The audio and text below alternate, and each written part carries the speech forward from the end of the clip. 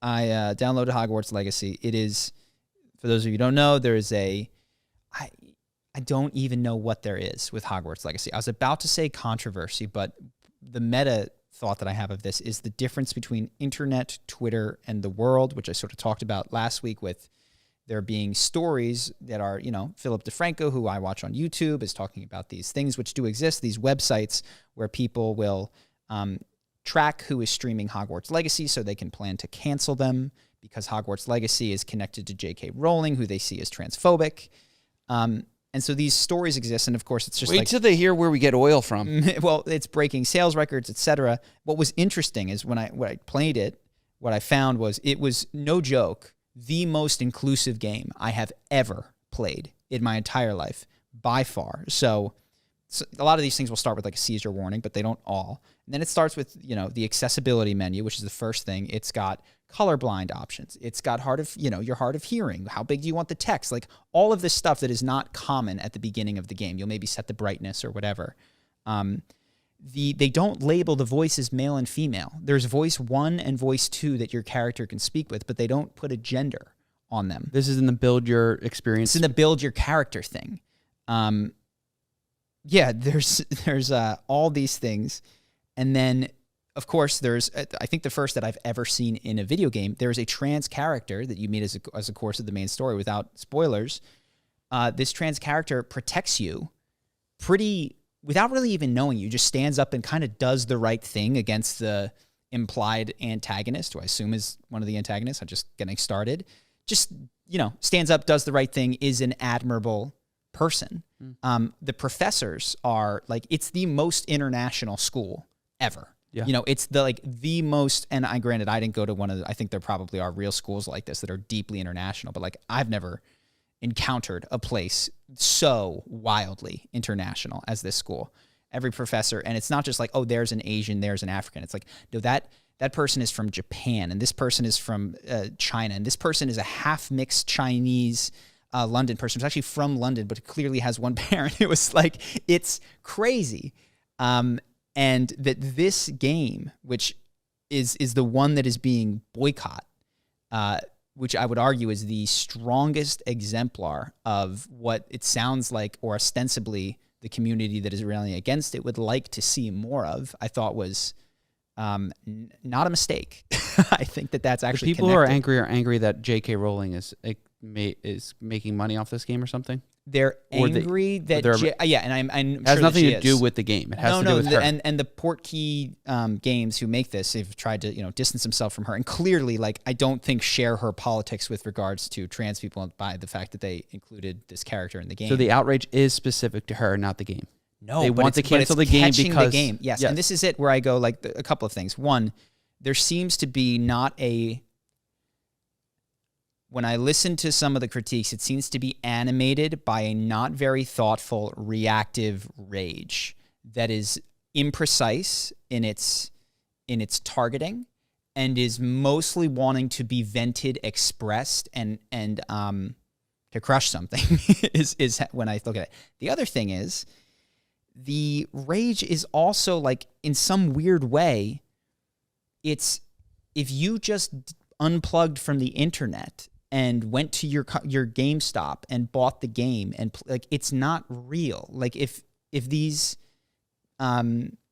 people at Portkey or J.K. Rowling just checked their bank account, the game's amazing. It's not real. If you can disconnect from that. And it occurred to me that the mechanism by which these cancellations are occurring most often is there's no real groundswell.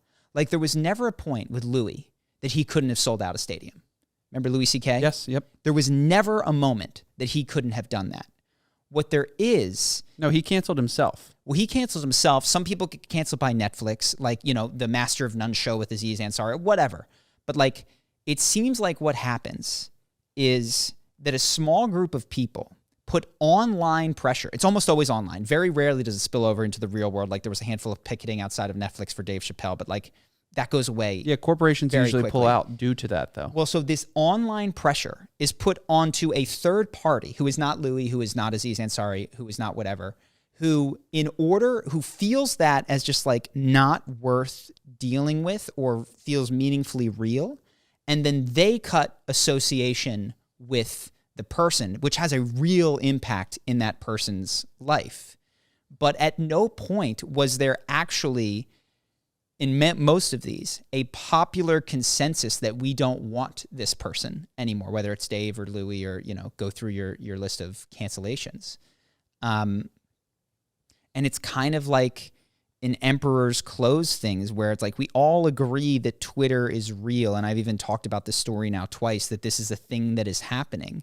And it's like, if we just stopped accepting that it's a thing that's happening and waited for the pickets and the pitchforks to materialize, they never would.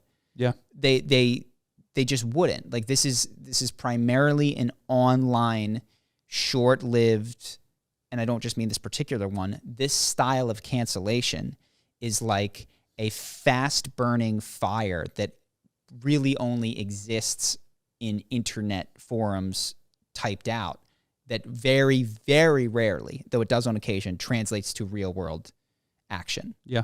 I saw an article. Or mass real-world action. It does translate to real-world action, but it's with one decision-maker cutting that person. It's not like collective boycotts like the civil rights movement, where like a whole lot of people boycott the bus system or the this or the that. Like they actually had a groundswell that was real. This is like fabricated groundswell most of the time. Yeah, that can get tricky and difficult, and because there can be a small minority of people that think Andrew Tate is a rapist, and they'll go to the police, and then it'll create enough of a groundswell to put him in jail and then see if the evidence is the truth. And those would be a small minority of an otherwise large population of men who, you know what I mean, agree with him. The one thing I wanted to say is that Twitter is now getting 50% less of their revenue since September, since when Elon took over. I will say it could be a misleading article because in fourth quarter, a lot of dollars go into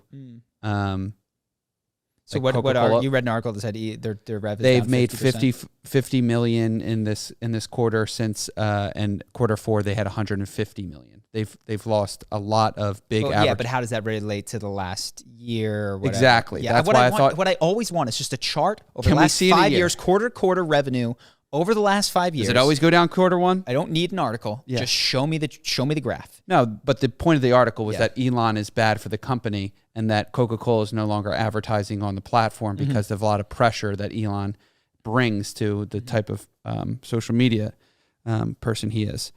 And exactly what I thought, which was just like, it's quarter four. Maybe people were just spending a lot of money on holiday, and this is exactly what happens between quarter four and quarter one, January 1st. People go back to spending less money. Well, and the same thing with, is there a groundswell of people that really care if Coca-Cola publishes ads on Twitter?